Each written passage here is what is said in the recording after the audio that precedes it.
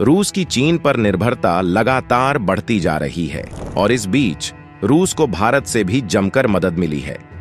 भारत ने रूस से बहुत बड़े पैमाने पर तेल खरीदा है और वो भी तब जब रूस पर पश्चिमी देशों ने कई तरह के प्रतिबंध लगाए हुए हैं।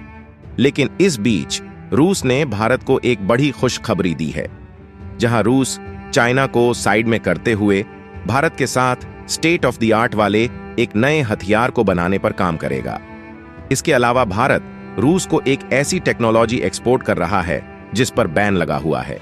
लेकिन सवाल यह है कि रूस ने जिस प्रोजेक्ट पर काम करने के लिए चीन को छोड़कर भारत को चुना है, उसका प्लान क्या है और क्यों इस प्रोजेक्ट पर भारत रूस साथ काम कर रहे हैं और इसके चैलेंजेस और अपॉर्चुनिटीज क्या है, आइए जानते हैं आज की इस वीडियो में। लेकिन आगे बढ़ने से पहले भारत से रूस जाने वाली तकनीक के लिए इस वीडियो को लाइक करके चैनल को सब्सक्राइब अवश्य करें। दरअसल रूस यूक्रेन युद्ध के बीच रूस चीन पर लगातार निर्भर होता जा रहा है, लेकिन इस बीच भारत ने हाथ बढ़ाकर रूस को मदद देने का ऐलान किया है, जिससे रूस की चीन पर BRH रही निर्भरता कम हो सकेगी। और इस बीच भारत ने ऐसे समय पर रूस से तेल खरीदा है जब रूस पर पश्चिमी देशों ने कई तरह के प्रतिबंध लगाए हैं। लेकिन अब भारत के लिए खुशी की बात यह है कि रूस ने भारत का साथ मांग लिया है, और वो भी ऐसे प्रोजेक्ट को लेकर जिसको चीन के साथ बनाया जाना था। और यहां पर रूस ने स्टेट ऑफ द आर्ट वाले non nuclear ice breaker ship के निर्माण के लिए भारत को चुना है। लेकिन हैरानी वाली बात यह है कि रूस ने यह फैसला ऐसे समय पर लिया है जब राष्ट्रपति व्लादिमीर पुतिन चाहते हैं कि आर्कटिक क्षेत्र में नादर्न सी रूट को डेवलप किया जाए और पश्चिमी देशों द्वारा लगाए गए प्रतिबंधों को मात दी जाए। और अब इस समुद्री रास्ते के लिए भी रूस ने भारत को बड़ा ऑफर दिया है, जहां रूस के इस ऑफर से न केवल दोनों देशों के बीच रिश्तों में मजबूती आएगी, बल्कि इससे भारत आर्कटिक क्षेत्र में बड़ी ताकत बनकर उभरेगा। इसके लिए भारत सरकार 2 जहाज बनाने वाली कंपनियों के साथ बातचीत कर रही है ताकि गैर परमाणु आइस ब्रेकर को तैयार किया जा सके। इस पूरे सौदे की कीमत 6000 करोड़ रुपये होगी और इस सौदे को रूस की सरकारी परमाणु ऊर्जा कंपनी रोस्टोम का भी साथ मिल रहा है, जहां रूसी राज्य परमाणु निगम रोसाटॉम ने अनाउंसमेंट की, जहां सहयोग के नए क्षेत्रों के बारे में चर्चा चल रही थी, जैसे कि एक नई साइट पर रूसी डिजाइन की 6 एडिशनल हाई पावर यूनिट्स का निर्माण और रूसी डिजाइन किए गए स्मॉल न्यूक्लियर पावर प्लांट्स। इसके अलावा रोसाटॉम और भारतीय साझेदारों ने उत्तरी समुद्री मार्ग की ट्रांसडक्शन एफिशिएंसी को विकसित करने के तरीकों की खोज की, जो नॉर्वे के साथ रूस की सीमा के पास मरमंस्क से अलास्का के पास बेरिंग स्ट्रेट तक फैला हुआ है। यह विकास विशेष रूप से रूसी तेल, कोयला और लिक्विफाइड नेचुरल गैस की सप्लाई को सुविधाजनक बनाने पर केंद्रित है। इसके साथ ही रोसाटॉम भारत में 4 नॉन न्यूक्लियर आइस ब्रेकर जहाजों का निर्माण करने की योजना बना रहा है। इसके अलावा भारत और रूस भारतीय शिपयार्ड में जहाज निर्माण और रूसी जहाजों की मरम्मत के साथ साथ पोलर वाटर्स में भारतीय नाविकों को प्रशिक्षण देने के लिए एक समझौता ज्ञापन पर विचार कर रहे हैं। इन योजनाओं पर हाल ही में आयोजित रूस और भारत के बीच उत्तरी समुद्री मार्ग में सहयोग पर संयुक्त कार्य समूह की पहली बैठक के दौरान चर्चा की गई, जहां इन पहलुओं का समर्थन करने के लिए रशियन डायरेक्ट इन्वेस्टमेंट फंड और भारत के एनसो ग्रुप ने जहाज कंस्ट्रक्शन इंफ्रास्ट्रक्चर के विकास में 1800 करोड़ रुपए तक के जॉइंट इन्वेस्टमेंट्स के लिए साझेदारी पर सहमति व्यक्त की है। इसके लिए रूसी कंपनी अच्छे माहौल वाली और क्षमता से लैस भारतीय कंपनी की तलाश कर रही है, और वह भी तब जब अमेरिका ने प्रतिबंध लगा रखे हैं। पर दोस्तों, सवाल यह है कि जिस नॉर्दर्न रूट को रूस डेवलप करने की बोल रहा है, उसके फायदे क्या है? तो यूरेशिया टाइम्स की रिपोर्ट के मुताबिक नवंबर 2023 में रूस ने खुलासा किया था कि उसने भारत को गैर परमाणु आइस ब्रेकर बनाने का प्रस्ताव दिया है, जिनका जॉइंट प्रोडक्शन किया जाना है।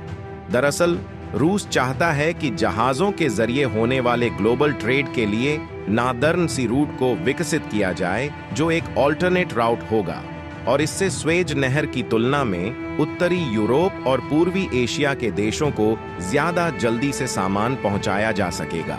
इसको लेकर रूस का टारगेट है कि इस रास्ते से कम 15 करोड़ टन कच्चा तेल, एलएनजी, कोयला और अन्य सामान साल 2030 तक हर साल पहुंचाए जाएं। और यहां पर रूस चाहता है कि इसके लिए कम से कम 50 आइस ब्रेकर और बर्फ में चलने वाले जहाज इस रास्ते में तैनात किए जाएं। साथ ही नए बंदरगाहों, टर्मिनल और आपातकालीन जहाज बनाए जाएं, क्योंकि आर्कटिक का समुद्री इलाका 6 महीने बर्फ में ढंका रहता है और यही वजह है कि आइस ब्रेकर की आगे बहुत जरूरत पड़ेगी। इसको लेकर पुतिन और पीएम मोदी के बीच मुलाकात में जहाजों के निर्माण को लेकर सहमति बनी थी।